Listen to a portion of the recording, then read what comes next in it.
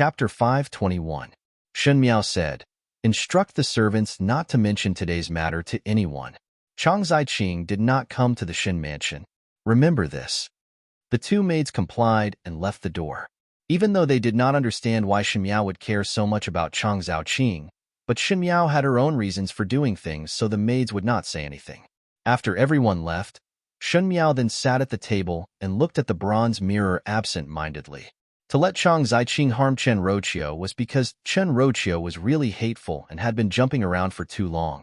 In the previous lifetime, Chang Ziqing and Shan Xian's marriage certificate was accidentally discovered by Chen Roqiu. It was Chen Roqiu who kept on saying that Chang Ziqing should not be wronged and wanted to seek an explanation for Chang Ziqing. Shen Miao thought that one feared that in the previous lifetime, Chang Ziqing's eyes finally turned towards Shan Xian, and it might not be without Chen Roqiu adding fuel to the fire. Since they were twin sisters and good sisters, there was no harm in putting them together to compete in beauty. To see who exactly did Xinwan like, Shen Miao's eyes became slightly cold. Throwing Chen Roqiu to Chang Ziqing to deal with naturally made her happy and relaxed. But Chang Ziqing would not let it go easily. It is just that. Shen Miao frowned. What did Chang Ziqing do in the past lifetime that Luo Shuiyin would end up like a fragrant jade? Until now, she was still a mystery. Because of Chang Ziqing's matter, Shen Miao had been fussing about it for the entire day, and when the family was eating at night, she was thinking about the matter. Everyone saw that she was preoccupied, and Shen Miao excused herself by saying that she was somewhat tired. Luo Shuiyin got someone to make some sweet milk soup for Shen Miao and let her rest early. Lying on the bed, Jingzhe and Guyu tucked her in and blew out the lamp. After putting down the curtains on the bed, Shen Miao closed her eyes. The sky darkened, and her breathing gradually calmed down. The dark night shrouded the entire Ding capital, and Shen Miao's body floated lightly. The sun outside suddenly brightened. She opened her eyes and felt that it was a little dazzling. The air seemed to have become a little hot, like it was summer. It was supposed to be early winter, so how could it be summer? Shen Miao sat up and felt a strange headache. When she looked down, she discovered that she was sitting on the soft couch in the room. A woman's voice came from the inner room. An extremely bitter medicinal smell wafted out from within. The medicinal fragrance was actually somewhat familiar. Shen Miao stood up. There was not a single maid in the room, and the voice of the woman inside was getting clearer. She thought for a moment, then went into the house to take a look. In the spacious room, the windows were tightly shut. The weather was already very hot, and with the windows tightly shut, it was almost suffocating.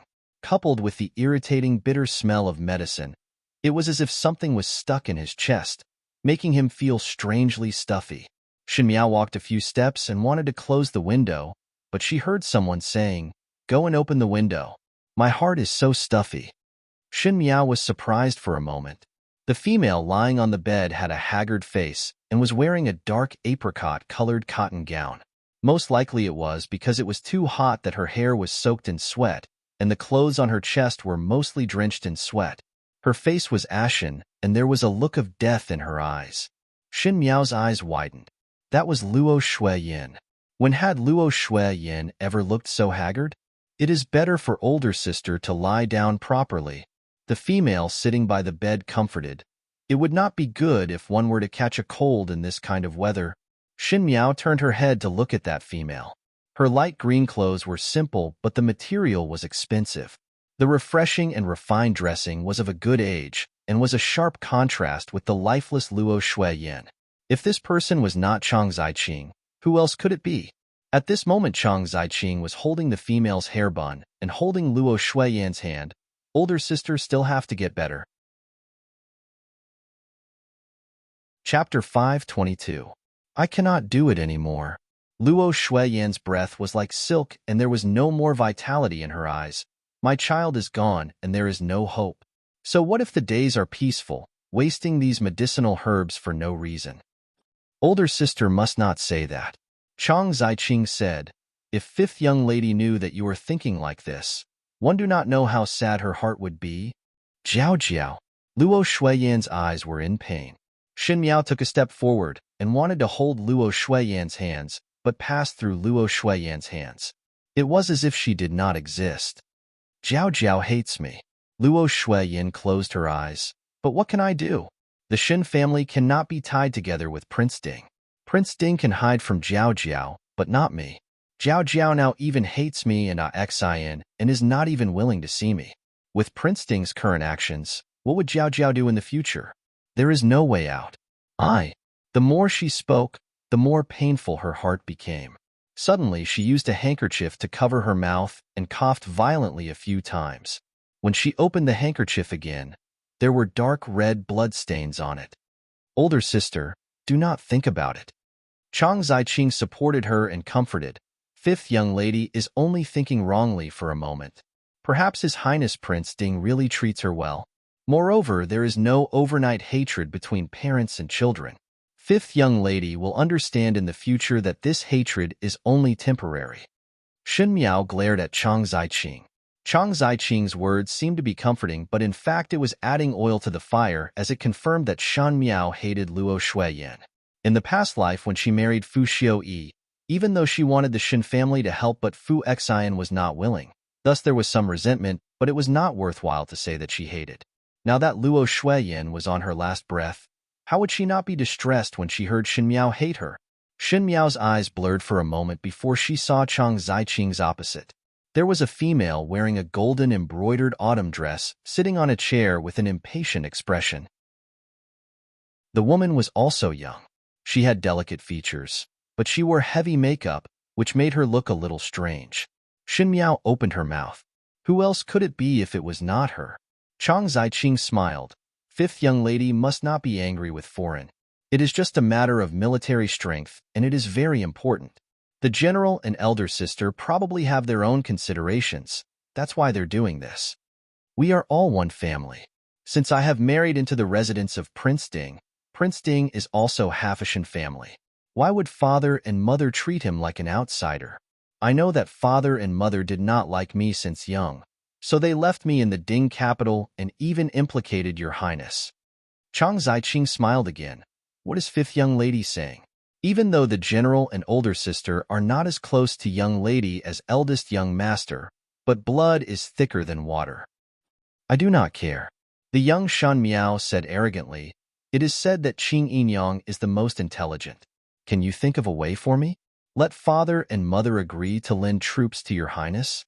Chang Ziqing seemed to be in a difficult position and said after a moment, since fifth young lady is Foreign's biological daughter, Foreign would definitely love fifth young lady. Not to mention anything else, if fifth miss were to complain to madam, perhaps madam would agree to fifth miss's conditions. If it is really not possible, one can be like that young child and make a fuss. She smiled. But these are all my nonsense. Fifth young lady should reconsider. Shen Miao, who was watching at the side, was already livid with anger. How was Chang Ziqing mediating? This was clearly instigating. Shen Miao recalled that in the previous lifetime, Luo Shuiyin did not tell anyone about her miscarriage. She wanted to wait until the fetus was stable before spreading it out, but who knew that there was a change in the middle? Coincidentally, Prince Ding wanted to borrow troops from Shan Xian, but Shan Xian was naturally not willing. Shen Miao looked for Chang Ziqing to complain, so Chang Ziqing led her to speak and let her be angry with Luo Shuiyin. Chapter 523. Shen Miao did not know that Luo Shuiyin had an abortion at that time and passed away. Perhaps at that time Shen Miao thought it was some ordinary words, but at Luo Shuiyin's most vulnerable time, it was tantamount to ending Luo Shuiyin's life. In Luo Shuiyin's view, what did Shen Miao mean when she said that she hated her? No mother would want their child to hate themselves. And at the same time when Shen Miao stabbed Luo Shuiyin, she also said some ambiguous words about how Prince Ding did not treat her well, making Luo Shuiyin worried. With overthinking and Shan Xian not being in the Ding capital, Luo Shuiyin had to be distressed and worried. Losing a son one after another, no matter how stone-hearted one would not be able to withstand this blow. Shen Miao could not wait to rush up and grab the hypocritical smile on Chang Ziqing's face. The scenery flashed, and one actually arrived at another courtyard. That courtyard was renovated very elegantly.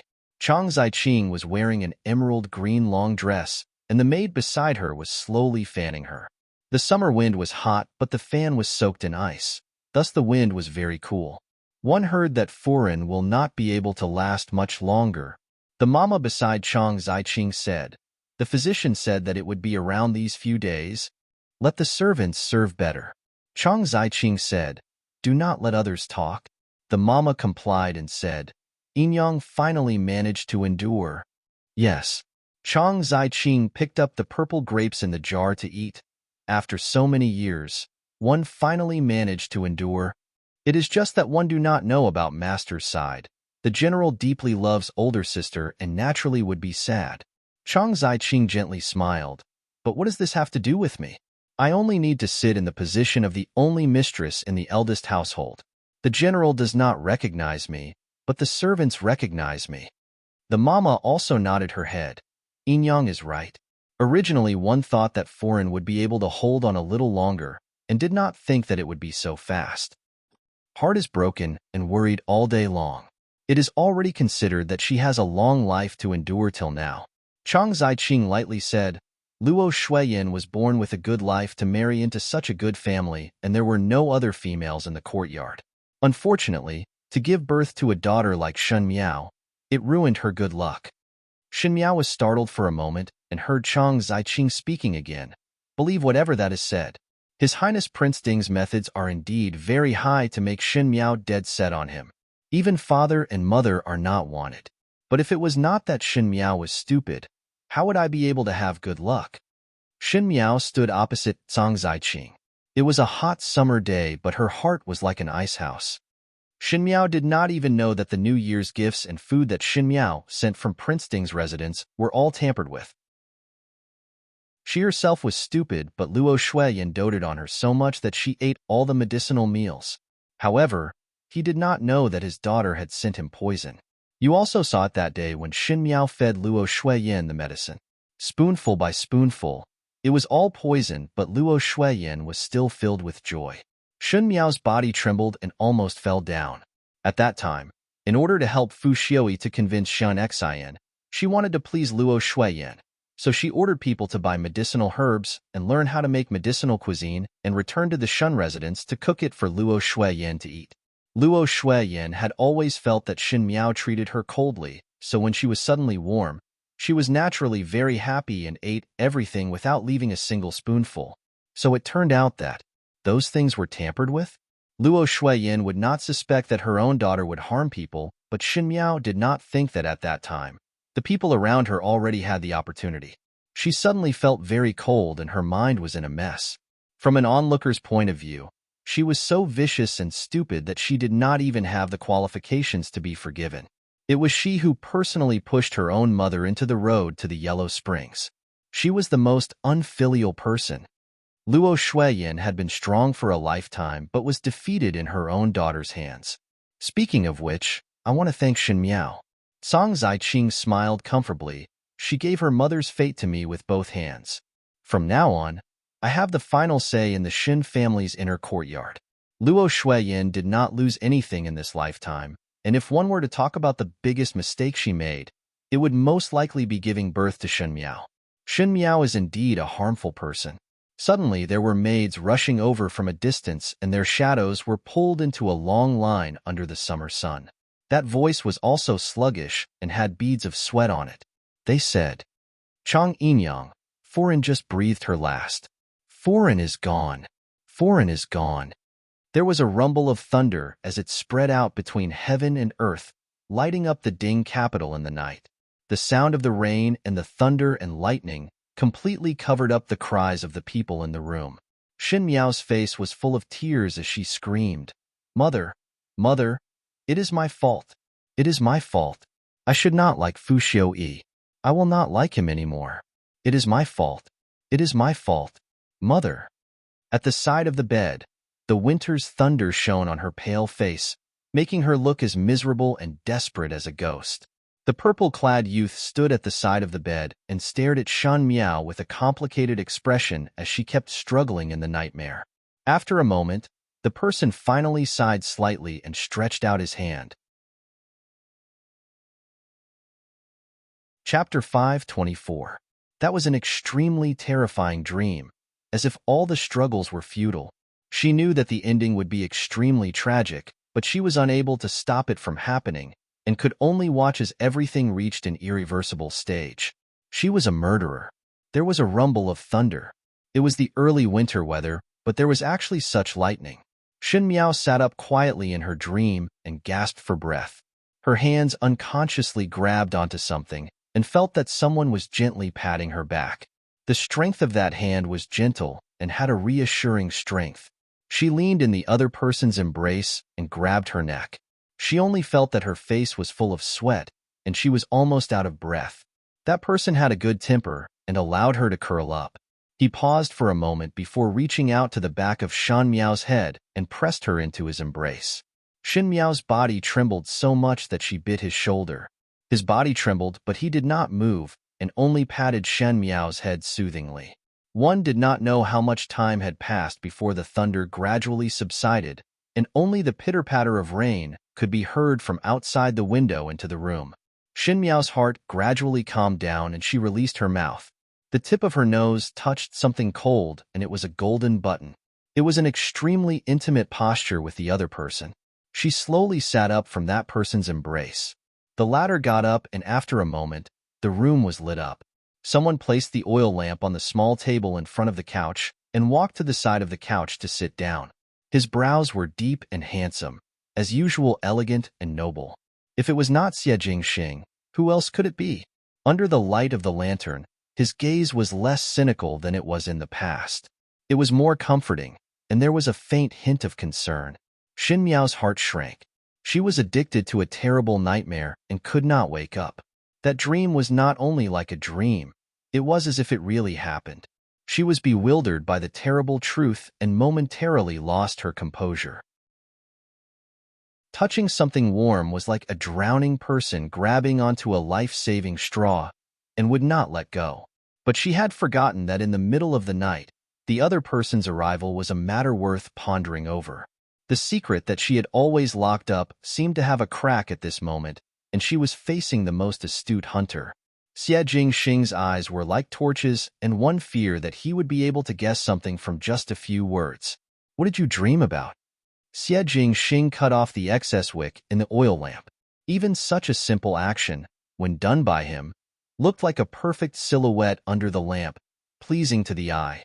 "It is only a nightmare," Shen Miao said as her eyes hung down. However, her voice was still unnatural for a moment. Xie Jingxing paused and turned to look at her. "You also have times when you are afraid?"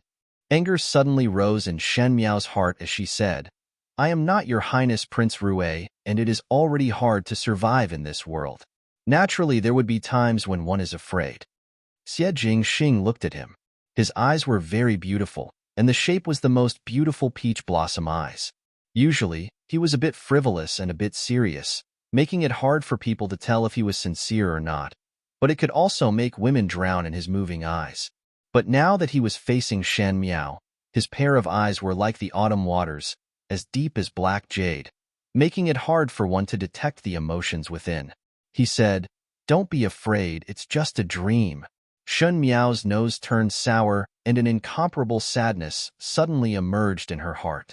She self-admitted that she had experienced a rebirth, and that her emotions were extremely well controlled.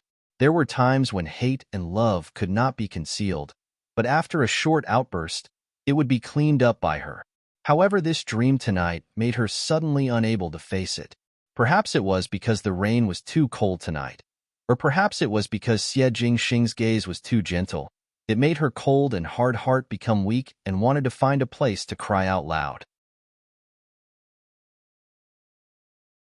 Chapter 525. She felt a blur in front of her eyes and something was on her face. When she looked up, Xie Jingxing was holding a handkerchief and was wiping her tears. She finally cried out.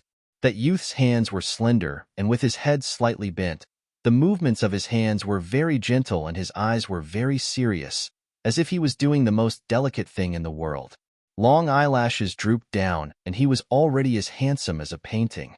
Without the indifference and naughtiness of the day, he was like the most gentle couple, like an elder brother and also like a friend. Shen Miao was somewhat absent-minded. Until Xie Jingxing finished wiping and saw her gaze, he raised his eyebrows. "Not crying anymore?" She shifted her gaze. Many thanks. This time the thanks was finally not as dry and sarcastic as before. It was the first time such a gentle tone was used. Xie Jingxing also looked at her with some surprise before his lips hooked up into a smile and touched her head. What did you dream of? You keep saying that it is Shen Foreign. Where did you do wrong? Xin Miao was startled and looked at Xie Jingxing. What did I say in my dream? Xie Jingxing muttered to himself for a moment before saying, Say that Shen Foreign you were wrong and say sorry to Shen Foreign. He asked thoughtfully, What mistake did you make in your dream? It was so serious. When Xin Miao heard it, she was relieved and said perfunctorily, Nothing much. It was just a dream. She did not know that her relieved look was seen by Xie Jingxing. Xie Jingxing's fingers slightly bent. But Xin Miao suddenly thought of something and looked at him. It is so late. Why did you come over? Even Shan Miao herself did not realize that she was already used to Xie Jingxing barging into others' boudoir in the middle of the night. At this moment there was no anger in her question, as if it was a very ordinary matter. Xie Jingxing took out a letter from his sleeves, originally intended to give you a gift. Xin Miao looked at him inexplicably before taking the letter and was surprised when she saw it. The densely packed things in the letter were not other than Chang Ziqing's matters in the Lu province, including the fact that Chang Ziqing had a husband and son that she abandoned. These secrets were all Chang Ziqing's secrets. She was surprised for a moment, but it was not because of the contents of the letter, but because Xie Jingxing would give it to her. You don't seem surprised. Xie Jingxing tilted his head and looked at her. You already knew? It is still thanking Prince Rui's good intentions. Shun Miao kept the letter. Prince Rui must not intervene in this matter. I will do it myself. Xie Jingxing looked at her for a while before shaking his head and smiling. It is this prince who is nosy. Xin Miao was silent for a while, and did not know why, but she felt that the room was somewhat cramped. She lowered her head and her eyes unconsciously landed on the corner of Xie Jingxing's robe by the side of the bed. The material was very gorgeous, and the golden embroidery was exquisite. It was as if she could feel Xie Jingxing's probing gaze on her. Xin Miao raised her head and tried to look at him calmly. If there is nothing, you can go back. Xie Jingxing stared at her. Xin Miao frowned slightly. This person had pulled her out of her nightmare, so she should indeed thank him. But what kind of person was Xie Jingxing? One would be able to see the general trend from the small clues. The longer one stayed with him, one feared that one would be eaten up until there was nothing left. Xin Miao did not want her secret to be exposed in front of others. Moreover, Xie Jingxing's identity was so sensitive. Even if Xie Jingxing did not show any hostility towards her, Xin Miao did not dare to be too assured. Xie Jingxing said, The rain is so heavy and you let me leave? The rain outside the window was accompanied by the fading thunder, as if it would not stop for the entire night. Xin Miao was so angry by his words that she almost forgot the heartache just now and said, Could it be that Prince Rui still wants to stay the night here? Chapter 526. Xie Jingxing's eyebrows moved. Good idea? Xie Jingxing. Xin Miao cried out. You call me by my Xiao name smoothly. Xie Jingxing stuffed the handkerchief that he used to wipe Xin Miao's tears into her hands. Sleep? I will leave once the rain stops. Xin Miao was so exasperated that the charming atmosphere in the room disappeared in an instant. How would there be a young lady sleeping with a strange male watching over her? What kind of shameful matter was this? Xie Jingxing did such unruly things all day long. With Prince Rui here, I cannot sleep. Xun Miao looked at him expressionlessly.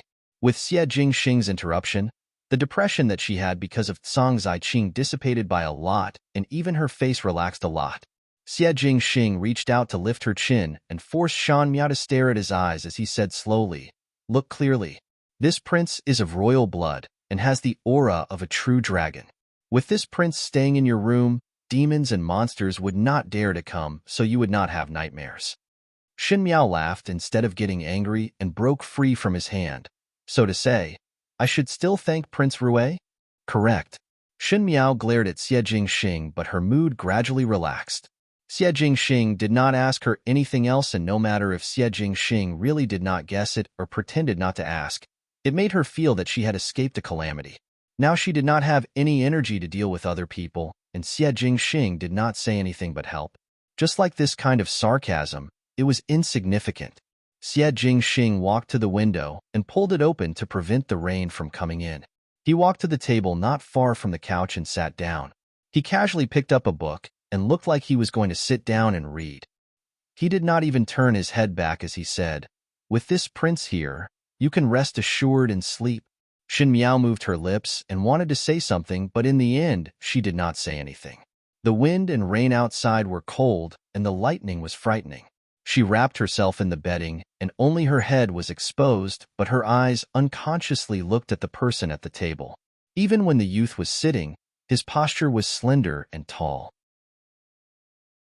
He was casually flipping through the book, but had a very serious look. Looking from the side, he was really handsome.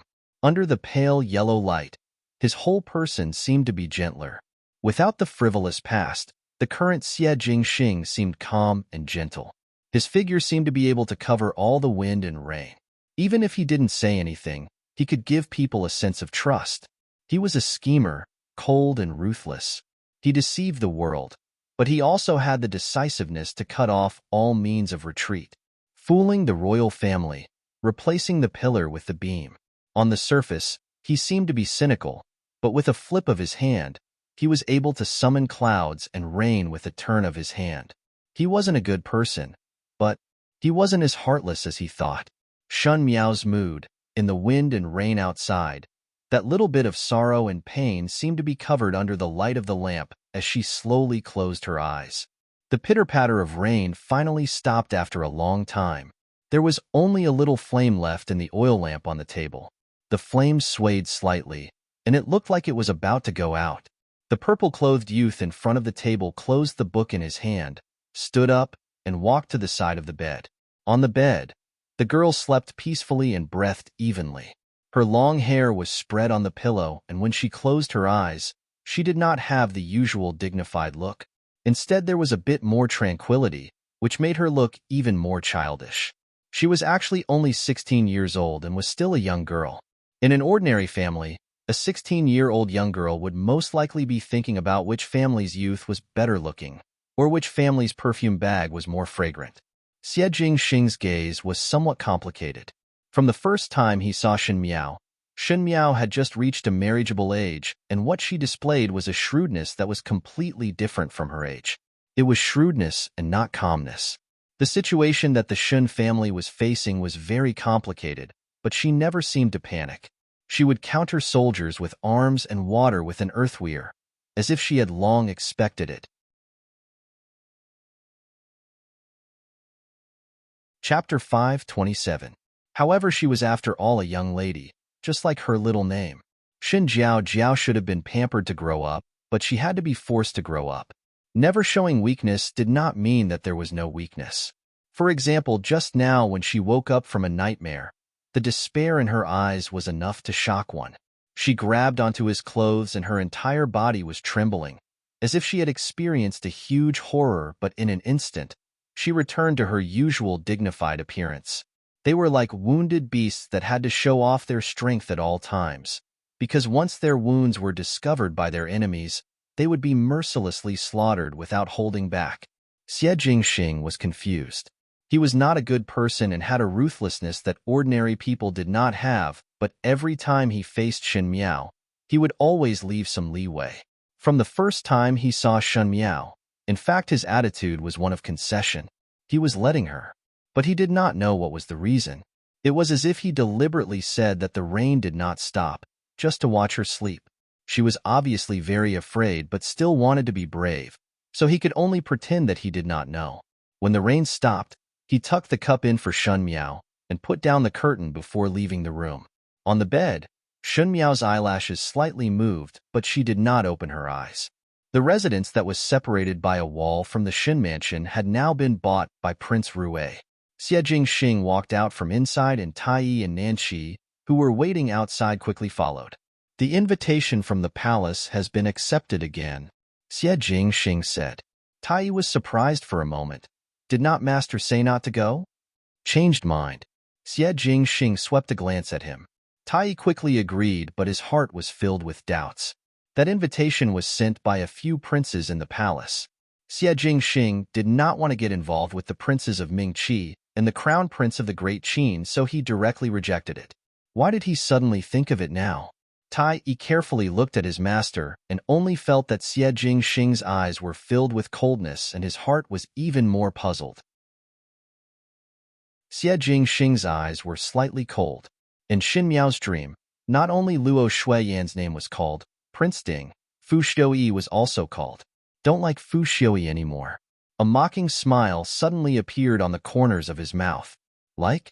The word liked was always an eyesore to others. The thunder in winter in the Ding capital made the second day quickly turn cold. It was as if winter had arrived overnight. Everyone was talking about the heavy rain last night, which was rather abrupt. One did not expect that the rain would come so suddenly and had forgotten about the flowers and plants in the courtyard. When the painting was about to start, a few pots were broken.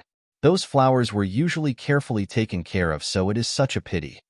Chen Rochio was helping Shan Wan tidy up his clothes as she talked about the heavy rain last night. Chen Rochio had always been particular about elegance, and even those flowers and grasses were of rare species. Shen Wan listened absent-mindedly, but did not look at Chen Rochio. Chen Rochio noticed Shan Wan's expression and asked with a smile, "Does Master have something on your mind?" Shan Wan recovered to his senses and looked at Chen Rochio. "I was thinking that you is now at the age of marriage." Chen Rochio's heart thumped, but she smiled. "I know. I have been looking for a suitable family for Yuer, but this family has to be picked slowly. One cannot blindly marry Yuer over, and Master will also feel heartache. One have already been looking for so long." This time Xin Wan was not brushed off by Chen Rochio as he said with a straight face, "Ever since Yuer turned 16, it has been a full 2 years. Even if the young ladies of other families were not married, they were already settled. If Yuer continue to drag on like this, it would be difficult to find a suitable family in the future. The few families that I gave you a few days ago are all not bad. I have seen that the families are well matched, and there are not many worries in the residence.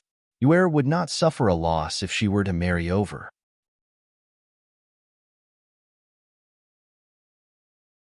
Chapter 528.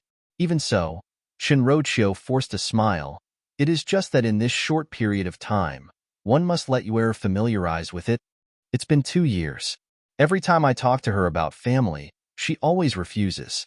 Xin Wan's gaze was sharp as he said, "Even though our residence is not bad, but Yuer's ambitions are too high. If we have any ideas that we shouldn't have and lose our entire branch, then the gains won't make up for the losses." Xin Wan's gaze was meaningful and Shinrochio's heart jumped. Xin Wan was not a fool, and since Shun Yu did not marry this or that all day long, as a father, he would naturally have doubts. The person that Xin Yu admired was Prince Ding, Fu Xiuyi. If Xin Wan knew about it, one feared that he would not spare Xin Yu. Some people are not people that we can climb up to. Xin Wan's words had a hidden meaning. It is better to let Yuer's feet be on the ground and cut off any thoughts that she should not have as early as possible. Otherwise, it'll be too late to get out of this deep hole. Shinrochio broke out in cold sweat. After being husband and wife with Xin Wan for so many years, at this moment she could almost conclude that Shan Wan definitely knew about Xin Yu's thoughts. But Shinrochio was very clear of Shan Yu's temperament. In the beginning, when Shen Miao was still around, Shan Yu's heart was on Prince Ding. Now that Shen Miao was gone, one feared that Shan Yu would not give up. To marry Xin Yu to others, one feared that Shan Yu would not agree even if she died. "But Master," Shinrochio still wanted to fight for Xin Yu. "Yuer is still young and some matters cannot be rushed. You used to love her dearly. Can't you be more understanding this time?" Xin Wan took a deep breath and looked at Shinrochio with some disappointment in his eyes. He said, "Madam has always seen the big picture. Why can't you see it clearly until now?" Prince Ding was not as simple as he looked on the surface. In the past, when the first household was still around, the Xin family held the military power and perhaps Prince Ding had some scruples. Now that the first household has separated from the family, second older brother and I are both civil officials and have smooth careers, so Prince Ding would not pay much attention to us. When Prince Ding married, he would definitely marry a wife that was beneficial to his clan. Yu didn't mean much to him, so how could he let Yu be his wife? At most, she would be a concubine. Even if Yuer won his favor, how could a side concubine compete with the main wife with such a huge background? At that time, the one who will suffer is still Yuer. When Shen Rochio heard it, she broke out in cold sweat. She originally thought that Shen Wan did not approve of Shen Yu marrying Prince Ding because in the fight for the throne, he was not optimistic about Prince Ding. But now it seemed that Shen Wan's evaluation of Prince Ding was not that of an ordinary man, but one who knew how to weigh the pros and cons. It was difficult for such a man to have sincerity. Even if he had sincerity, Chen Rochio was not willing to watch her daughter being subservient to other women. She said, "So that's how it is. It was I who didn't think it through. Master is always thinking of Yuer, yet I still blame Master. It's all this concubine's fault." "I don't blame you either." Shunwan sighed. "Yuer's current temperament is more arrogant and willful than before. You have to let her tidy herself up properly so that there won't be more trouble in the future. I've already ordered my subordinates to compile the names of the disciples from the good families in the capital into a booklet. I'll have someone send it to you later. Pick some of them and let Yuer meet them another day." After a pause, he said, "This matter really cannot be dragged on." Chen Rochio just got to know of the matter, and this time she stood on the same side as Shen Wan. Thus she immediately agreed. After Shen Wan went to court, the booklet was sent back. Chen Rochio carefully counted them, and if she felt that it was suitable, she would make a mark. She actually really intended to let Shen Yu meet them, but she did not see that in Xiao Shui Yuan. Among the maids who were sweeping the courtyard, there were some who quietly put down the work in their hands and went out.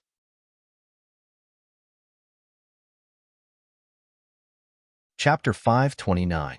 The brush in Xian Yu's hand suddenly paused and a long ink mark instantly appeared on the unfinished painting. The painting was originally a beautiful autumn scenery, but an ink mark suddenly appeared in the blue sky. But she did not take it to heart, and instead questioned the maid in front of her in a flustered and exasperated manner. "What did you say? Mother is going to choose a husband for me?" Replying to second young lady, that maid lowered her head and said carefully, "Foreign had already selected a few people from the list and sent someone to send the invitation, thinking that in a few days' time, second young lady would come along to visit." Shameful. Shun Yu threw the brush down in a flustered and exasperated manner. One did not know who she was scolding. Her original gentle and elegant appearance was now gone, and the surrounding maids did not dare to breathe loudly. Everyone knew that this second young lady looked gentle and weak, but would not show any mercy when dealing with servants that she could not stand. Shin Yu revealed an irritated look. She was now 18 years old. At 18 years of age, she could marry in the Ding capital, and even if she was not married, she would have already settled down with someone. But until now, she had not betrothed to anyone. She was a talented female with unlimited talent and good looks. She had a gentle and intelligent temperament, and there were countless males that liked her, but she only wanted to marry one person, and that was Fu Xiu Yi. Prince Ding Fu Xiu Yi was the youngest among the princes, and also the one that had not married a consort. In the beginning, Shen Miao fell in love with Fu Xiu Yi at first sight, and was bewitched by Fu Xiu Yi's charm. How would one know that Shen Yu was not the same? Perhaps that kind of male was born to dazzle others. He did not have the eccentric temperament of the princes, and was young and handsome. He was of noble descent, and was most probably the most distinguished male in Ming Qi other than the emperor. Shen Yu had always felt that only she was worthy of Fu Xiu Yi. So at the beginning, when Shen Miao shamelessly announced her love for Fu Xiu Yi to the public, Shen Yu felt that Shen Miao was insulting her own sweetheart. Fortunately, Fu Xiu Yi was extremely cold to Shen Miao, and until now, there was nothing between Shen Miao and Fu Xiu Yi which made Shen Yu sigh in relief.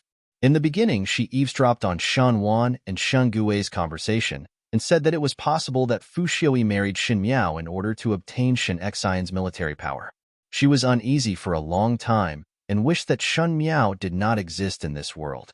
Fortunately, Shen Miao gave up on her own. Now that there was no Shen Miao to compete with her, why did her own parents come to force her?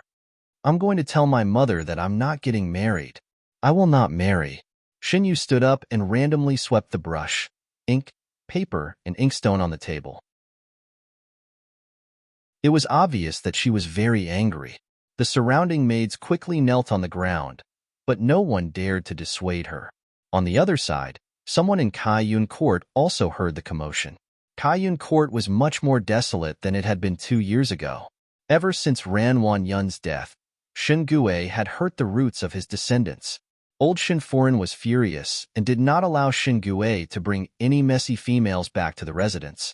Shen Gui smashed a broken pot and knew that he would no longer be able to have children with females in this lifetime. When he returned to the residence and looked at the courtyard, he felt annoyed and simply wandered to the brothel every day. Other than the servants, there were only Wan Yinyang and Shan Dongling left in Kaiyun Court. Shen Gui once had 2 sons, and compared to the third household, it could be considered as having a flourishing number of heirs, but unfortunately, there was only a Shu daughter left. In any case, Shen Dongling was Shen Gui's only bloodline, thus the servants started to respect Shen Dongling and Wan Yinyang. What's all that noise out there? Wan Yinyang, who was doing needlework, raised her head. These 2 years she had been living well, and as compared to the yes-man in the past, she looked much more unyielding. The young maid at the door said, replying to Yinyang, "It is second young lady throwing a tantrum because of third foreign choosing a son-in-law for her, and is currently rushing over to Chiao Shueyuan." With a chi sound, Wan Yinyang laughed out loud and shook her head. This second young lady and younger sister will get angry because of this matter. She suddenly thought of something and her eyes dimmed. Really, one does not know how fortunate one is. Her Shen Dongling was also a young lady of the Shen residence, and her age was not much different from Shen Yu. But old Shen Foreign did not look at the Shu daughter, and Shen Gui did not care about the matters in the courtyard. Shen Dongling's status was not high, and after such a long time, there were very few people who came to talk about marriage. Even if there were, they were all inexplicable families, and one would know that they were not good people. She was worried about Shen Dongling's marriage on this end, but Shen Yu was dissatisfied that there were people managing her. Reincarnating was indeed a matter of accumulating good karma. Just as she was thinking, she saw Shen Dongling standing up from behind the screen. She had grown a lot, and her figure was slender and slender. With her sharp brows and sharp eyes, she had the same graceful bearing that Wan Yinyang had when she sang the role. "Where are you going?" Wan Yinyang casually asked. Shen Dongling said, "Isn't Yinyang always worried about my marriage?" Wan Yinyang was surprised for a moment, as she did not know what she meant. "I waited for 2 years, and now this opportunity has come," Shen Dongling said.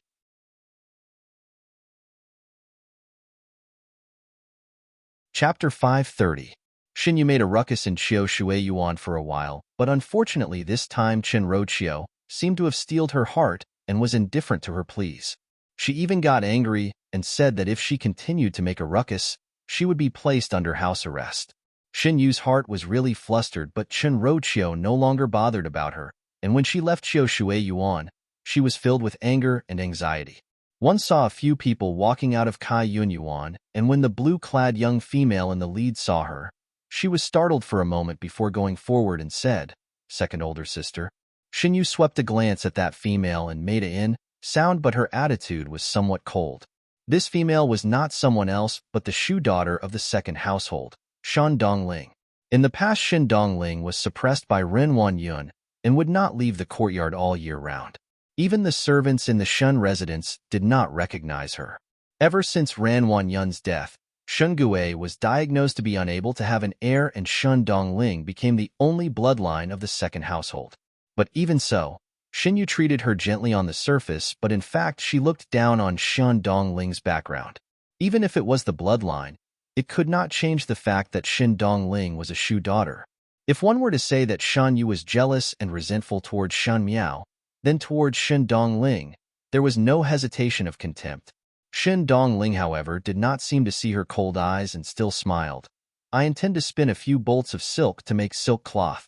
A few days ago, Yinyang was talking about the patterns that are currently popular. Just happened to draw a few patterns. "Does second older sister want some?" Her words had a sense of fawning. "No need," Shen Yu said. Even though she was given a cold shoulder, Shen Dongling still said in a good temper, "Forget it like this." Originally, one wanted to make a few for second older sister.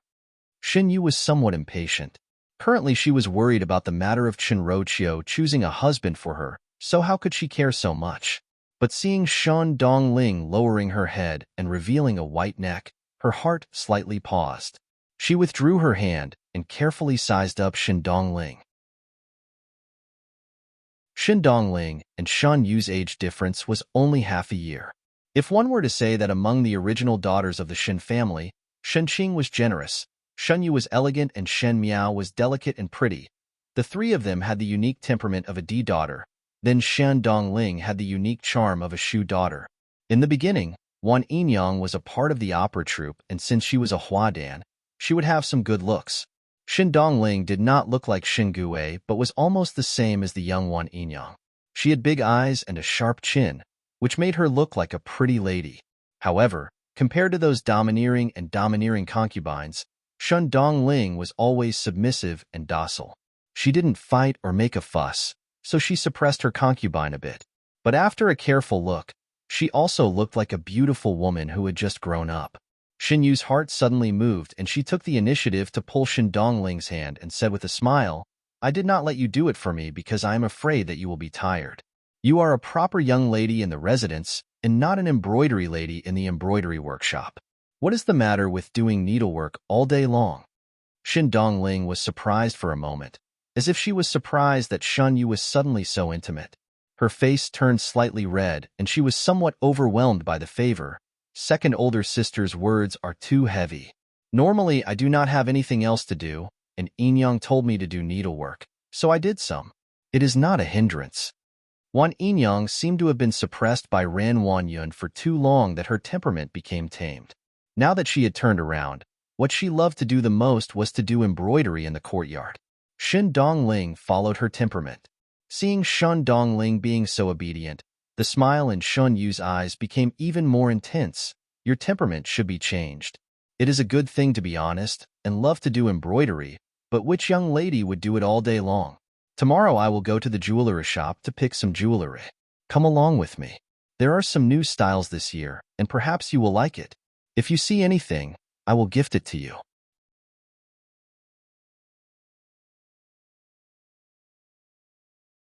Chapter 531. This? Shen Dongling waved her hands in a fluster. Cannot? Are you still being polite with me? Shen Yu pretended to be angry.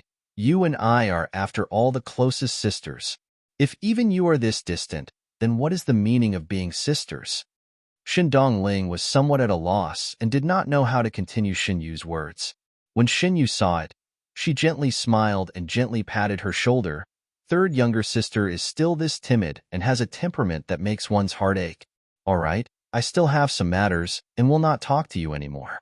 Tomorrow let the maids go to Kaiyuan Yuan to look for you and follow me to the jewelry shop. There was an unquestionable tone in her words. Shen Dongling nodded her head and accepted. After Shen Yu and entourage gradually walked far away, the maid beside Shen Dongling, Wu Mei, said, "What is the meaning of this second young lady? One moment it is cold, and the next moment it is hot. Everything is fine. Why did she suddenly think of inviting young lady to the jewelry shop?" Shen Yu was naturally indifferent towards Shen Dongling, and it was only this enthusiasm that made one suspicious. She is using this method to please me. Shen Dongling looked at Shen Yu's gradually disappearing back and said with a smile, "Most likely she feels that I am easy to bribe and want me to rely on and trust her, so that in the future if she wants me to help her, it would be much easier." Wu Mei was shocked when she heard it. Then what can be done? This second young lady clearly has ill intentions and wants to use young lady. What if young lady is tricked? No harm. Shen Dongling smiled with some joy. I am also happy to help with this matter, just like how she gave me jewelry. I am not a saint, so there is no reason not to want good things. She said, "It is just that she is short-sighted." Shen Yu, who was walking towards Qiu Shuiyuan, had a heavy gaze, and her mind was filled with Shen Dongling's weak and obedient look. Both were graceful and virtuous ladies. Both were in their prime of age, and both were daughters of the Shen residents. Without any reason, Shen Yu had an intuition that if she could win over Shen Dongling, perhaps it would be of great use to her in the future. At the same time that Shen Yu was making a fuss at this end, at the other end, at the entrance of the western courtyard of the Shen residence, there was someone moving flowers outside. The bustling sounds seemed to be a little lively. Shunwan passed by the door of the west courtyard and happened to hear an old maid exclaiming, "Miss, be careful." Shinwan looked in the direction of the voice and saw a young woman moving an extremely heavy flower pot onto the stage. Probably because the flower pot in her hand was too heavy, she almost fell on her foot. The nanny at the side heaved a sigh of relief. The woman turned around and smiled at the nanny. Her smile was as beautiful as a flower. Shinwan's footsteps halted. The woman wore a jade green dress with a jade green floral skirt. Her hair was in a lily bun, and there was an agate hairpin in her hair. There had been a thunderstorm last night, and this morning the sun had risen. She could not be considered to be devastatingly beautiful and could only be considered elegant. However, the sunlight shone on her forehead until the beads of sweat sparkled. Because of the sweat, there was a slight blush on her face. There was an indescribable beauty about her. Everyone had the heart to love beauty. Even though Shinwan did not like female charms, it did not mean that he would be indifferent to beauties. In his inner courtyard, there was only Chun Rochio. Even though he was in love, as time passed, he would feel somewhat bored. But now that he saw this beauty in the midst of heaven and earth, naturally he could not help but stop. It was like admiring a painting or a poem that he liked. At this moment, Shunwan did not have any other emotions. He had never been very enthusiastic about the matters between men and women. That female seemed to have noticed that someone was looking at her and turned her head over.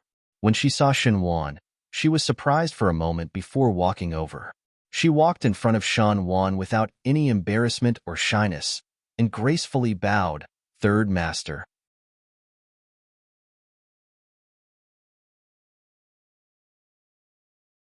Chapter 532. Shinwan swept a glance at her and suddenly realized her identity before saying, "Young Lady Chong."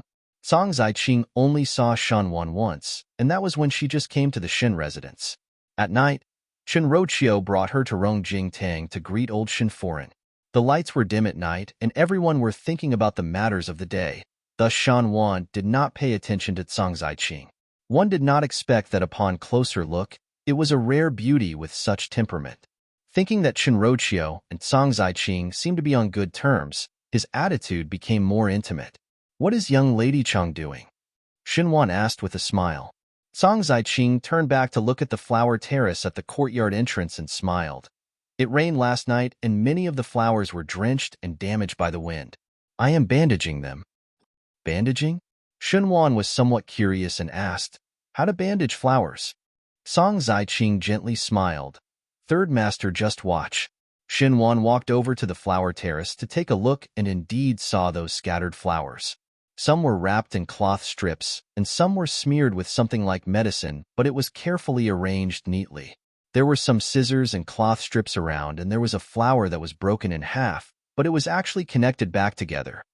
"You really have a heart." Shunwan sighed. "It is rare to be willing to put in effort."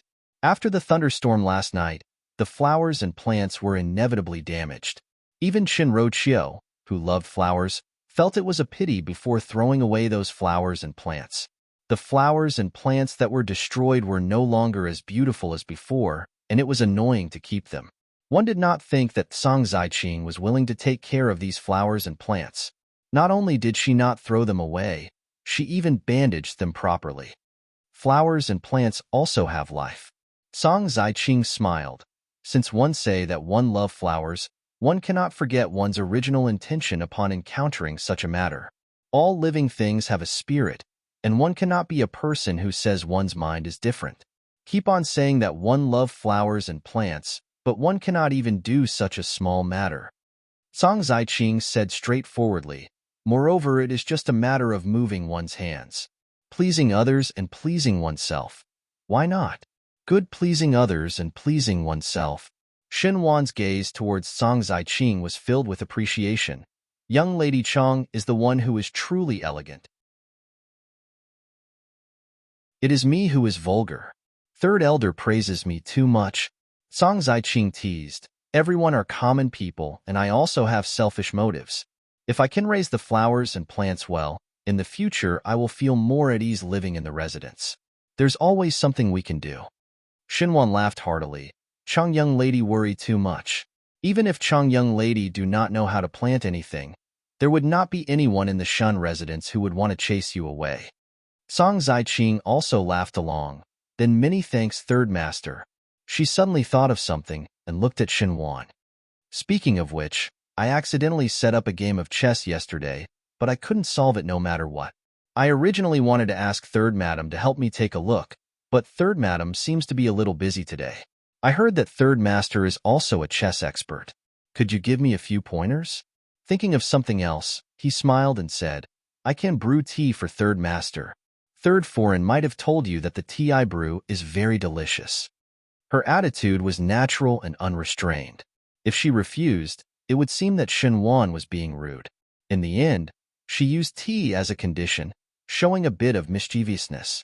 Xinhuan pondered for a moment before saying with a smile, it is better to be respectful than to accept. Both of them went to the stone table in the garden and started to play chess. When they were playing chess, they also casually chatted. Xinhuan was surprised to discover that not only was Song Zaiqing's chess skills outstanding, when talking with him, she also dabbled in astronomy and the earth. Moreover, she was very knowledgeable and was able to say one or two words about the matters of the court. Xinhuan had always appreciated talented people and did not place much importance on a female's beauty. In the inner courtyard, he only favored Chen Roqiu, but it was because Chen Roqiu was proficient in the four arts and was an out-and-out talented female. But Chen Roqiu had a bad point, and that was because she was born in a scholarly family. She would occasionally put on airs and have a self-righteous look. If it was once or twice, it would be interesting, but for people who lived together daily, it was inevitable that Chen Roqiu would occasionally be too petty and haggle over every ounce.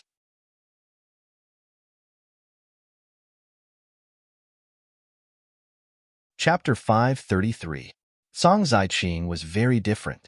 She was also a talented female, but Song Zaiqing did not have the arrogance of a noble family, but was rather candid. There was no lack of delicacy in being candid and very understanding.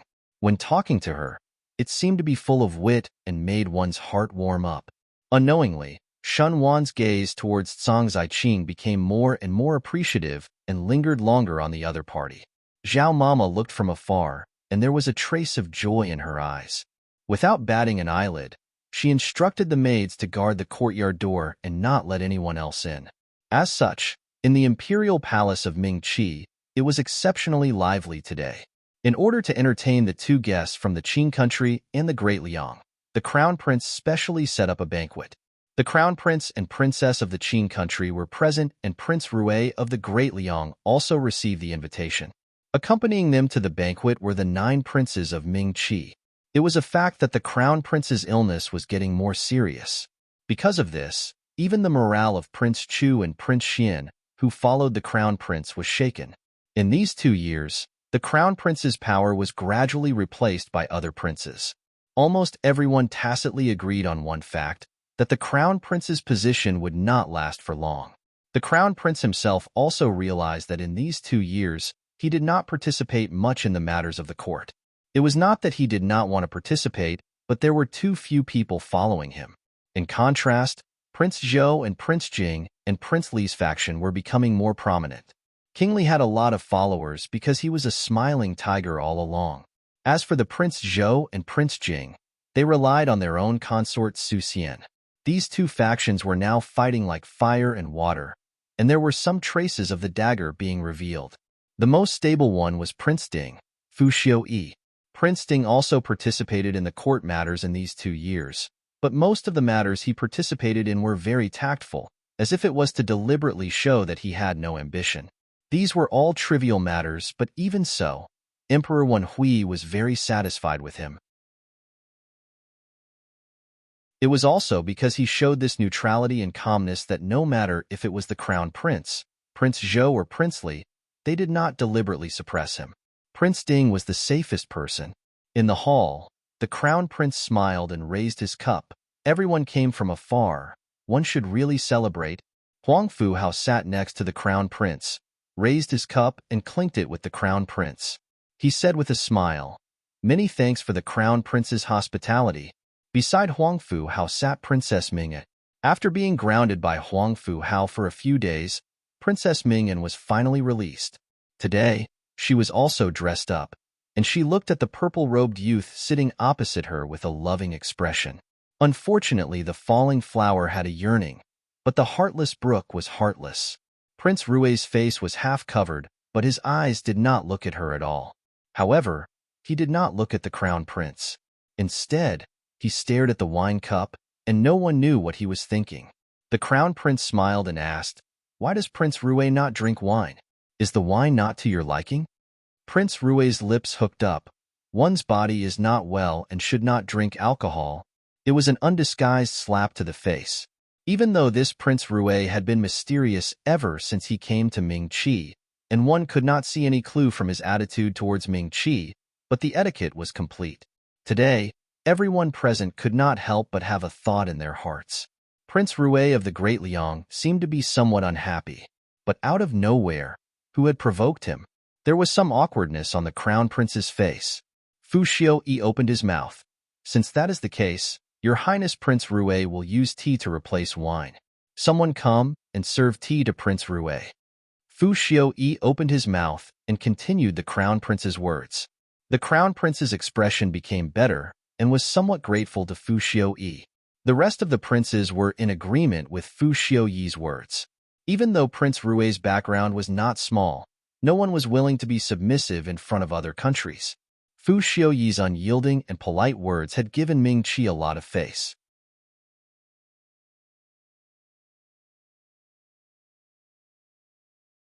Chapter 534. Huang Fuhao looked at Prince Rue inquiringly, but Princess Mingyan was somewhat worried as she looked at Prince Rue. "Is Your Highness Prince Rue all right?" But where did she feel uncomfortable? Should we call the imperial physician over to take a look? When Huang Fuhao heard this, his face immediately sank, and he looked at Princess Mingyan fiercely. Forget about Princess Mingyan's usual arrogance, but now in front of so many princes of Ming-Chi to show her infatuation with Prince Rue, was this not rushing to be seen as a joke? Moreover, Huang Fuhao is also a male, and a male understood a male's mind the best. The way Prince Rue looked at Princess Mingyan, it was obvious that there was some impatience. If this Prince Rue was a magnanimous person, then it was fine, but if Prince Rue's temper was not good, and was really tired of Princess Mingyan, then the entire Great Liang would not have a good impression of the Qin country, and the one who would suffer would be him. Prince Rue did not bother with her words, and instead looked at the last person in the opposite seat. Everyone noticed his gaze, and when they looked over, it was Prince Ding, Fu Xiaoyi. Fu Xiaoyi had always been the most law-abiding among the 9 princes, but at this moment Prince Rue was looking at him alone. The gazes of the few princes when they looked at Fu Xiaoyi changed. Fu Xiaoyi was also calm and did not panic because of Prince Rue's gaze as he looked at Prince Rue. Prince Rue suddenly smiled and said, "Before coming to Ming-Chi, one had heard that the 9th prince is a young and handsome talent. Now one see that the reputation is well-deserved. One do not know if there is a marriage match." Everyone did not expect that Prince Rue would suddenly say such a sentence, and their expressions suddenly became strange. Fu Xiaoyi was also surprised for a moment before replying, "Not yet." Prince Zhou laughed heartily. He sat beside Fu Xiaoyi and took the opportunity to pat Fu Xiaoyi's shoulder. "Our number 9 is the only one among the few brothers who is not married yet." "Why?" Prince Rue is also interested in number 9's marriage. The lips under Prince Rue's mask hooked up as he leisurely said, "There are also many princesses of suitable age in the Great Liang Palace." When this prince saw the 9th prince, one felt that one hit it off and have the heart to form a good relationship with Qin and Jin. As soon as he said that, the expressions of everyone present changed drastically. The meaning of Prince Rue's words was that he actually wanted to be in-laws with Fu Xiaoyi. If it was really like what Prince Rue said, to marry a princess of the Great Liang, the meaning behind it was not only one more concubine, but also more help from the Great Liang. If one were to say that the previous gentle attitude towards Fu Xiaoyi was because Fu Xiaoyi had never expressed his interest in the throne, then Prince Rue's words at this moment made everyone unable to look at Fu Xiaoyi in the same way as before. Because once Fu Xiaoyi married the princess of the Great Liang, he would become the most powerful competitor for the throne. Fu Xiaoyi's hand that was holding the wine cup tightened as he looked at Prince Rue quietly. Was it really just like what he said on the surface, That he wanted the princess of the Great Liang to marry him? Fu Xiui didn't think so. Prince Rui was not helping him but harming him. Fu Xiui had always adhered to the view of concealing one's strength and biding one's time. He would not reveal his trump card until the last moment.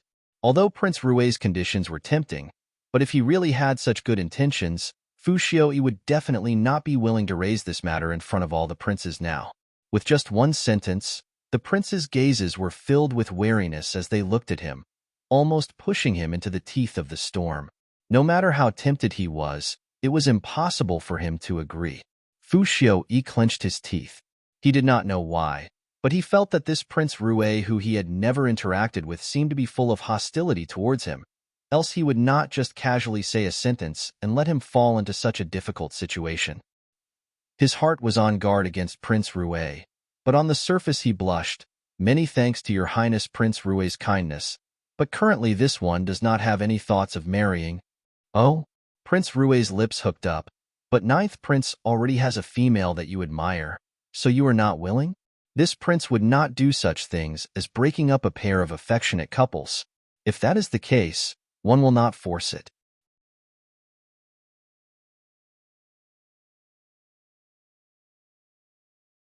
Chapter 535. Your Highness must be joking. Fu Xiui cupped his hands. It is just that currently one do not have such thoughts. Seeing that Fu Xiui straightforwardly rejected Prince Rui's proposal, the faces of the princes became better. But after the matter just now, they were no longer as assured towards Fu Xiui as before. Today Fu Xiui rejected, but who could guarantee that he would change his mind in the future? The matter of the emperor's position was a huge temptation and the 9 of them wanted to fight for it. So why would one feel that there would be a saint in the imperial family with a pure heart and few desires? Really strange. Prince Rui, however, seemed to be only interested in Fu Xiui and did not let him off just because Fu Xiui rejected the proposal. He said with a smile that was not a smile, "Ninth prince has not married and there is no one that you admire. So why are you not willing to consider this matter?" This prince sees that ninth prince is also a distinguished and outstanding person. Could it be that there are no young ladies that admire you? When the words were said, Prince Cheng, who had always been somewhat careless, laughed out loud. Your Highness Prince Rui might not know, but originally in our Ming Qi, there was a young lady that admired our number 9, and the entire court knew about it. Is it Shen Miao? Not waiting for Prince Cheng to finish, Princess Ming'an hurriedly interrupted his words. Princess Ming'an had heard of those rumors about Shen Miao, and at the beginning she even ridiculed it. So Princess also know about it? Prince Cheng was somewhat surprised. The matter of Shen Miao being infatuated with His Highness Prince Ding is known by the entire Qin country, so it is not considered strange. Princess Ming'an said gloatingly. As long as it was something that could make Shen Miao lose face, she was always willing to stick a stick in. Correct. Prince Cheng smiled. Your Highness Prince Rui might not know, but this Shen Miao is the daughter of the formidable great general, and the one that competed with your Highness at the tribute banquet. You have also seen her before. He sighed. To think that Shen Miao was still young and would think of ways to look for number 9 all day long. She was also shameless and directly told number 9 about her admiration. She also did needlework, made pastries, learned to play the qin, and learned to write poems. She really did many things. Even though Prince Cheng said so, his words were filled with malicious insults, as if he was watching a joke. That day at the tribute banquet, she was quite graceful. The one who spoke was Huang Fu Hao. Hearing it from the outside and hearing it from someone who knows the inside story are two different things. Huang Fu Hao could not help but be somewhat surprised. In the Qin country's residence and at the tribute banquet, Shen Miao's performance was not like that of one who would compromise. Needlework, pastry making. Huang Fu Hao thought of how Shen Miao was frowning at Princess Ming'an and felt that it was very strange. He joked, the 9th prince really has a heart of stone. That Shen young lady was still young at that time. Prince Cheng continued. Who knew that 2 years later, she would become so beautiful? Moreover, he was originally stupid and cowardly, but now there was not a single shadow of his former self. Among the young ladies in Ming Qi's Ding capital, there are not many who are more outstanding than her. Prince Cheng chuckled. If I had known this would happen, I wouldn't have been so heartless back then and let down the beauty's kindness. It's too late for regrets now. Princess Mingen sneered. This Shin young lady is also a wonderful person. As a young lady, she does not know shame at all and directly chased after. It is really hard on her, sewing, making cakes and following every day. Really considerate. Knowing that Princess Mingen was dealt with by Shin Miao at the tribute banquet, she was not happy with Shin Miao. All the princes only smiled and did not speak. It was Fu Xiaoyi who gently shook his head and said, Shin young lady is a good person. Everyone better not make fun of her. No one would be able to bear the sin of ruining her reputation. Number 9. You are just too serious. Prince Chu smiled. You do not want others, but do not allow others to want. If it was not that we have already set up a consort, I would also be willing to marry Shun young lady. Correct.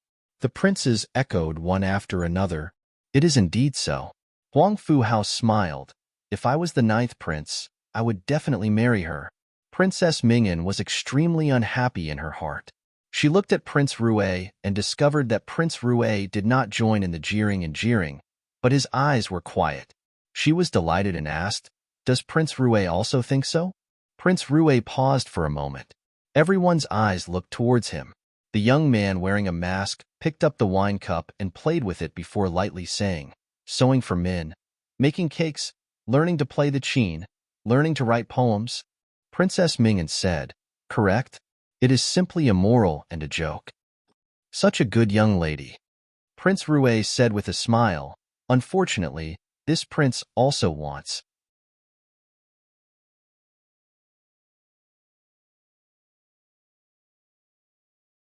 Chapter 536. As luck would have it, this prince also wants it. Everyone who was seated was originally smiling, but after a while, they could not smile anymore. Huang Fu Hao stared at Prince Rue's eyes, and Fu Xiaoyi also looked at him in surprise. Princess Mingen's face was stiff, and her expression was instantly distorted. It was the crown prince who laughed and smoothed things over. A fair and graceful lady is a gentleman's desire. Shun young lady has both looks and talent, naturally would attract numerous heroes to bow down to her. Everyone followed and nodded their heads in agreement. Prince Rue picked up the wine cup with a smile that was not a smile and did not speak anymore. Everyone thought that he was just casually joking. Not because of anything else. How could Prince Rue of the Great Liang marry a Ming Qi's official daughter? Not to mention that the two of them were not compatible. In such a sensitive and tense situation, to marry a young lady from another country was like a restless trap. Who knew if that young lady was a spy sent by the other country? No matter how big one's guts were, one would not dare to take this risk. Everyone was still smiling as they drank and ate, but ever since Prince Rue said those words, Princess Mingen's entire person was immersed in resentment, and her eyes were filled with hatred, making Huang Fu Hao frown repeatedly. On the whole, the Crown Prince's banquet was considered to be successful. The princes of the Ming Qi most likely wanted to find out what kind of attitude the Qin country and the Great Liang had towards the Ming Qi. Until now, the Qin country was very close to the Ming Qi and did not have any intention to be enemies. It was Prince Rue who came from the Great Liang who was neither cold nor warm, and was not considered close, much less hostile, which made one unable to fathom. Even when everyone was drinking to their heart's content, he was still clear-headed because he did not drink any wine, and his words were watertight, which made one feel depressed. At the end, Prince Rue was the first to leave the banquet. Because of his departure, Princess Ming An's expression became even worse. The extremely angry Princess Ming An punished several servants on the way back, and even the subordinates who came over to Prince Ding to hand over the official letter were scolded by her. Those two people were not bystanders, but Xiechong Wu and Xiechong Chao. Fu Xiaoyi reprimanded both of them before Princess Ming An let it go.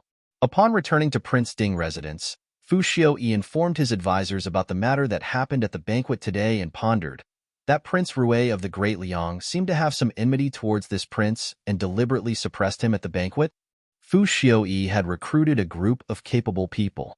As a prince, other than forbearance, perhaps his scheming was not the highest, but in terms of recruiting talents and perseverance, No one could compare to him among the 9 princes. He could wait outside the wooden door for an entire night in the coldest weather, and he could also plan a stable and prosperous life for the family of the other party. As a result, his advisors were not only talented but also loyal to him.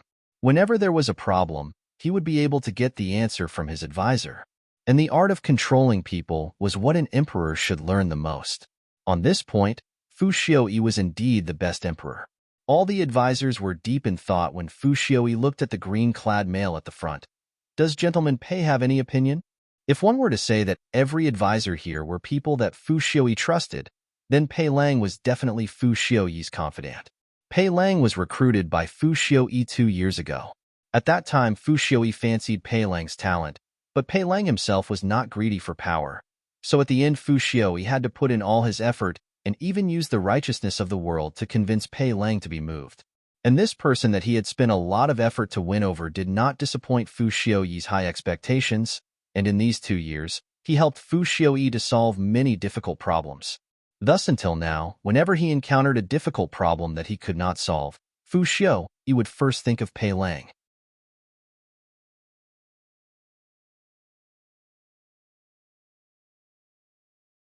Chapter 537. Pei Lang frowned. Did your highness have any interaction with Prince Rue in other places? Fu Xiaoyi shook his head. This is strange. Pei Lang analyzed. Since Prince Rue is representing the Great Liang, he should not only value your highness. If they hadn't interacted before, he really couldn't think of any reason to make things difficult for his highness. Your highness did not obstruct his path, so even if the Great Liang wanted to make things difficult for Ming Qi, the person they would look for should be His Majesty or the Crown Prince. Fu Xiaoyi nodded his head. I also think so. Perhaps. He pondered for a moment. Perhaps it's for Shen Miao? Your Highness, what do you mean by that? Another advisor asked. I thought about it. In those words that Prince Rue said, only Shen Miao was related to me. It was just that at that time I could not tell if he was joking or doing it on purpose, and also felt that Shen Miao had nothing to do with him. Now that I think about it, it is somewhat strange. An advisor said, could it be that Prince Rue and Shen Miao have an unspeakable relationship in private? Pei Lang said flatly, that's impossible. Everyone looked at him as Pei Lang's words were very convincing. Whatever he said or prophesied in front of Fu Xiaoyi would always be confirmed in the end. No matter how dissatisfied they were with his conjecture, they had to admit it. Prince Rue had just arrived in Ming Qi and Shen Miao had just followed Shen Exine back to the capital not long ago. Thus it was absolutely impossible to have any contact before this. If after this, Pei Lang cupped his hands and said, Your Highness has dealt with Prince Rue for so long, and should know that Prince Rue is not a person that is easy to understand. Since the Great Liang had sent him to Ming Qi as an envoy, Prince Rue would certainly be a person who would weigh the pros and cons. In such a short period of time, to go against His Highness because of Shen Miao, a woman, is not in line with benefits. Hearing this, Fu Xiaoyi muttered, What you said makes sense. In Mr. Pei's opinion, what should we do now? Since your Highness was not implicated too much today, if we act rashly, it will make Prince Zhou and the others vigilant. Ever since the tribute banquet, Prince Rue had not mentioned anything about leaving, so he must have other things to do in the Ding capital. Now that the state of Qin was still here, there was nothing to fear. Why not wait and see what Prince Rue has in mind before making a decision? Pei Lang said slowly. Fu Xiaoyi nodded. Since that is the case, then do as Mr. Pei says. He pressed his forehead and said, I've drunk too much today, and there's a long court session tomorrow. I'm going to rest first. Everyone, please disperse. After Fu Xiaoyi left, the aides in the hall also dispersed in 2s and 3s. No one was with Pei Lang because Pei Lang was alone and was too trusted in front of Fu Xiaoyi, thus it would more or less cause others to be jealous. In the residence of Prince Ding, no one was on good terms with him. Pei Lang walked out of the house and stared at the stars in the sky. 2 years. It had been 2 years. He followed the agreement with the young female and finally became Fu Xiaoyi's confidant. The days passed comfortably like this. With his own intelligence, he gained Fu Xiaoyi's trust and everything was very natural. Sometimes Pei Lang even felt that this should be his life. But Shun Miao's reappearance broke this illusion. From the beginning, Pei Lang knew that this deal with Shun Miao was like negotiating with the devil. From the moment he got close to Fu Xiuyi, there would be a day like now, where he would become a spy that he originally despised. Fu Xiuyi treated him extremely well, but he was a person who betrayed him from the beginning. Pei Lang sighed deeply. The comfortable days were over. From now on, the road that he had to walk would be the same as today, trembling with fear. If he was not careful, he would fall into a bottomless abyss, and there would be no room for redemption. Shun Miao. The purple-clad young female's delicate face appeared in front of Pei Lang's eyes.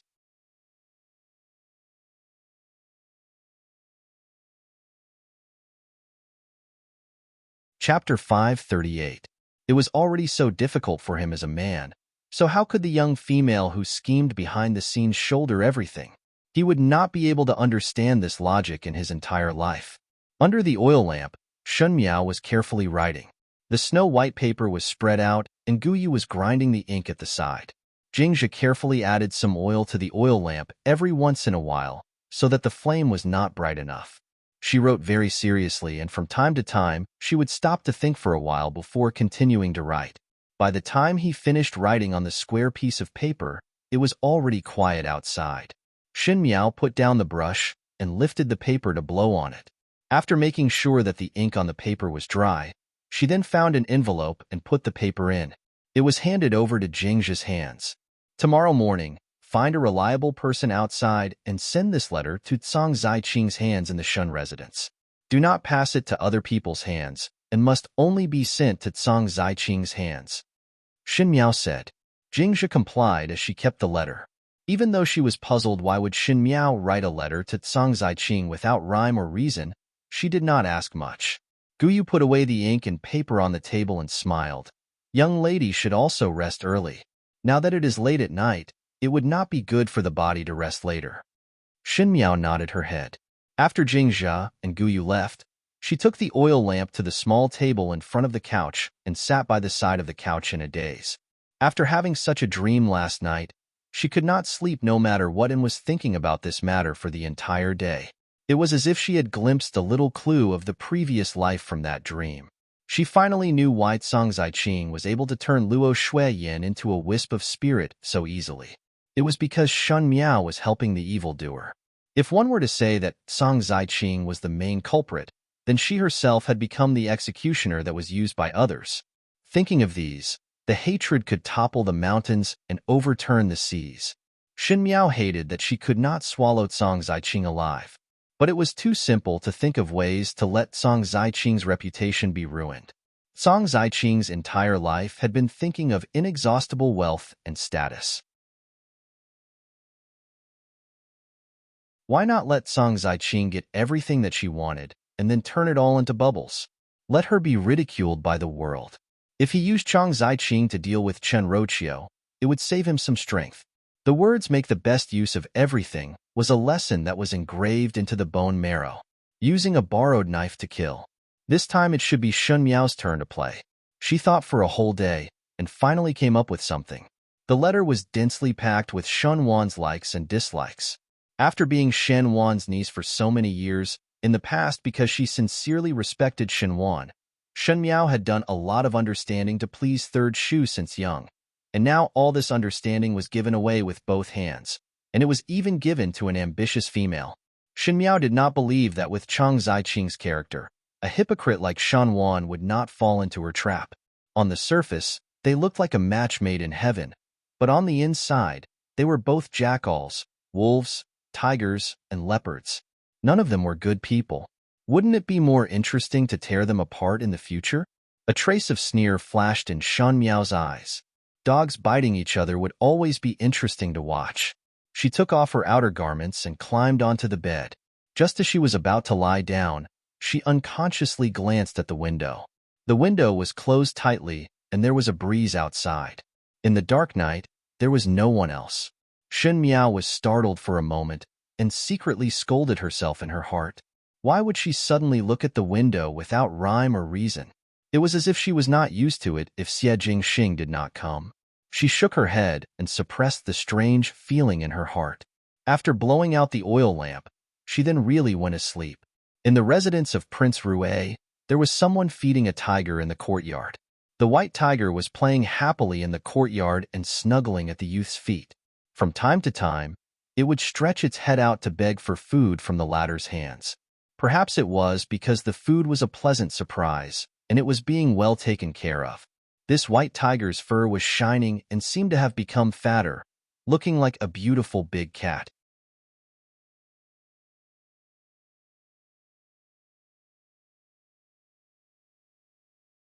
Chapter 539. Don't feed it anymore. If you continue feeding it, it will really become a cat. How can it still look like a tiger? Gao Yang poured cold water on it as he watched from the side. Xie Jingxing turned a deaf ear and continued to feed the white tiger as he said indifferently, I pampered him. Do you have an opinion? Gao Yang choked and stretched out his hand. Fine, fine, fine. I don't care if you feed the cat or the tiger. What exactly happened in the Eastern Palace today? Inexplicably, why are you making things difficult for Prince Ding? For a person like Fu Xiuyi, he must have some suspicions towards you. It is not appropriate to beat the grass and alert the snake. What exactly are you thinking? When Gao Yang heard about what happened in the palace, he didn't dare to believe it at first. Xie Jingxing had his own way of doing things, and now was not a good time to go against Fu Xiuyi. Fu Xiuyi also had some means in private. Even though it was not to the extent of hurting Xie Jingxing, it would still give Xie Jingxing some trouble, and now there was no room for any mistakes. Seeing that Xie Jingxing did not have the intention to care about him, Gao Yang's eyes turned. Could it be because of Xin Miao? Xie Jingxing said, You are very free? What? Is the Su family's matter settled? Xie Jingxing asked. Gao Yang was taken aback for a moment before replying, I've already arranged for someone to do it. But, after a pause, he continued, What's the point of doing this? Even though you and Su Mingfeng are good friends, if one day he knew of your real identity, he would definitely become enemies with you. At that time, everything you do will be considered as a scheme in his eyes. Since you've done it, you might as well not have done it. Why do you have to do this? Emperor Wenhui had the intention to suppress the Su family, and even if the Su family had deliberately withdrawn their power, there were still some leftover tails left, and these tails would most likely become the handle that would put the Su family to death in the future. What Xie Jingxing wanted Gao Yang to do was to help the Su family to secretly take care of these weaknesses, to ensure that the Su family would not have any changes in the future.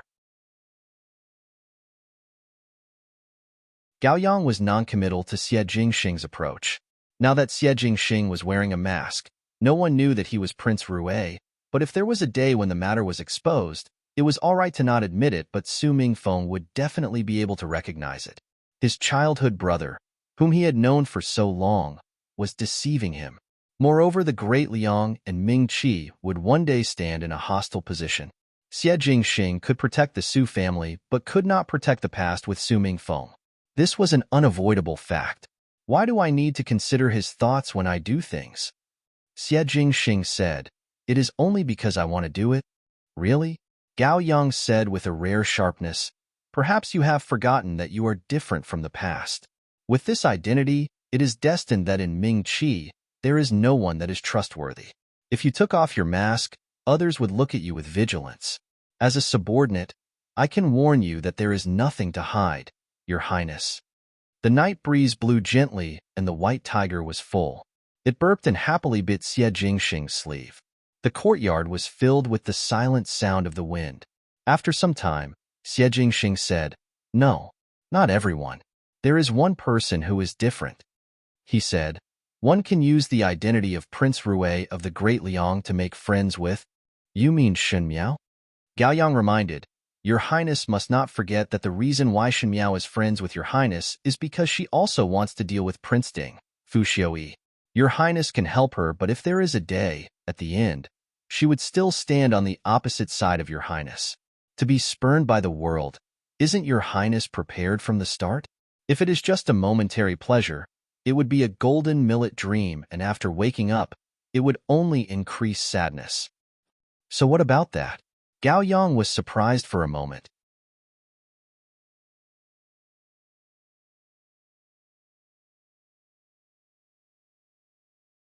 Chapter 540. Xie Jingxing asked back, "So what?" He picked up the white tiger from the ground and held it in his arms before standing up. His tall and slender figure was as straight as a pine tree in the night. "There is a price to pay for everything in the world," he said, "be it power or people. It is all the same. If that day really comes, this prince will think of ways to snatch it. The country has to be snatched, the throne has to be snatched, the woman has to be snatched, and even the heart has to be snatched. From the beginning, this road is already destined. So what if the world hates? If one cannot even bear this little bit, one should return to the great Liang as soon as possible." This prince had never forgotten the road that one wants to walk. On the contrary, this prince is very clear about what one wants. So do not doubt this prince's decision. "If everything is a pipe dream, then turn the dream into reality," he said lightly but without a doubt. This prince has this confidence. "Gao Yang, do you doubt?" Many years later, when Gao Yang once again recalled this winter night, he seemed to be able to feel the boiling blood in his bones. He had seen that youth's arrogance and naughtiness and saw his youth's arrogance and haughtiness, but in that instant, it was as if many years had passed and he saw the natural overbearingness and majesty that came from the imperial family. If everything is a pipe dream, then turn the dream into reality. How many people in the world dared to say such words? But Xie Jingxing said it. Gao Yang paused, and after a moment, he knelt down and gave the other person a greeting of a ruler and official. "This official vow to follow your highness to death. Get up." Xie Jingxing teased the white tiger in his arms. Gao Yang patted the dust on his knees and thought for a moment before asking solemnly, "So how does your highness plan to snatch Shun young lady?" Xie Jingxing, get lost. After entering the early winter, the days passed exceptionally quickly. But it seemed that everyone was busy and there was nothing new happening in the Ding capital. If there was anything new, it would be the matters in the Shun residence. After Qin Roqiu's conversation with Shun Wan that day, she steeled her heart to marry Xin Yu out. She would bring Shun Yu to socialize with various Furins. Even if Shun Yu was 10,000 unwilling, after being locked in the ancestral hall by Xin Wan, she dared not do it again. Shun Yu had a delicate temperament and could not take hardship, thus she could only obediently follow Qin Roqiu to see those Furins. Even though Qin Roqiu wanted to marry Xin Yu, she also doted on her daughter, thus she was very careful when picking the person. Even though Shun Wan was an astute person, he was more humane than Shen Gue. Xin Yu was the pearl in his palms, and those families that were drawn out, other than the residents being well-matched and Shun Yu being able to marry over. The other parties' males were all outstanding youths in the Ding capital, and there were no messy groups of concubines in the residence. This was all thanks to Shun Yu's reputation as a talented female. A talented and refined young lady would easily gain the goodwill of others. Because she was always worried about Shun Yu's matters, Qin Roqiu neglected Xin Wan. One did not know from when Song Zaiqing became Shan Wan's confidant. After Shan Wan left court tomorrow, he would confide in Qin Roqiu if there were any problems on his mind. Now that Qin Roqiu did not have the time to relieve him, Song Zaiqing instead became Shan Wan's room. Not only that, Song Zaiqing would occasionally help Shan Wan to see the moon. One did not know why, but Song Zaiqing had many interests and habits that were exactly the same as Xin Wan. For example, Xin Wan did not like sweet things, and the pastries that Song Zaiqing made were also not that sweet. Xin Wan liked fragrant tea, and the tea that Song Zaiqing brewed was mostly fragrant tea. Even the calligraphy and painting that they admired the most coincidentally were the same.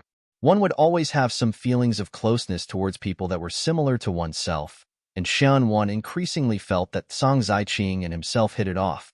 After being used to Qin Roqiu's gentleness and aloofness, Song Zaiqing's clear-cut intelligence was like a cool breeze, causing Xian Wan's heart to have waves that had not been stirred for a long time.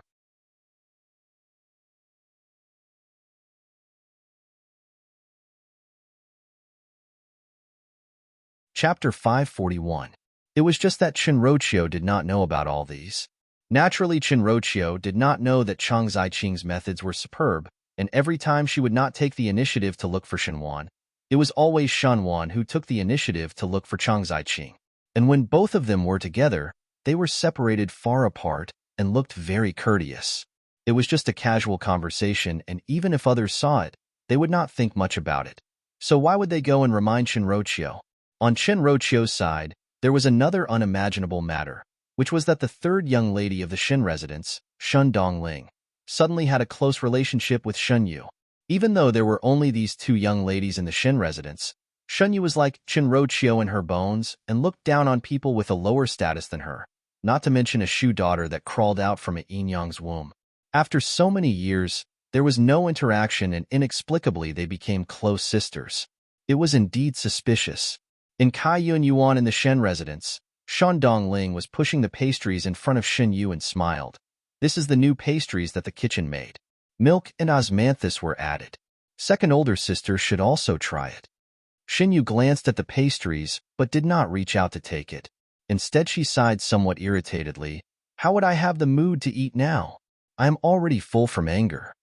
Shun Dongling looked at her and said worriedly, Second older sister is still distressed about your own marriage? You do not know. Shin Yu said in a bad mood, Yesterday, I went to the residence of the Minister of Land, and my mother was extremely satisfied with that gentleman Wang. If I guess correctly, she always had the idea of marrying me to gentleman Wang. Now I am unable to eat, and am so anxious that my head hurts. Minister of Land? Shun Dongling said curiously, Is it that gentleman called Wang Bai? You actually know about it? Shun Yu looked at her suspiciously. Once heard father talk about it. Shun Dongling smiled shyly. Shin Gui was also an official in the court, and it was possible that he knew about the Wang family's matters. Shin Yu said, Correct. It is him. One heard that gentleman Wang is very knowledgeable, and now he has entered officialdom. Even though it is not considered a meteoric rise, but it is only a matter of time before he stands out. Second older sister, this is a good thing. Why are you not willing? Shun Dongling asked. No matter how much you praise him, I don't like it. Shun Yu said in a bad mood, If I want to marry, I must marry a person who is born with unlimited glory. What is he? Hearing this, Shin Dongling probed. Could it be? Second sister has someone she likes? Shin Yu was surprised for a moment before covering it up. No?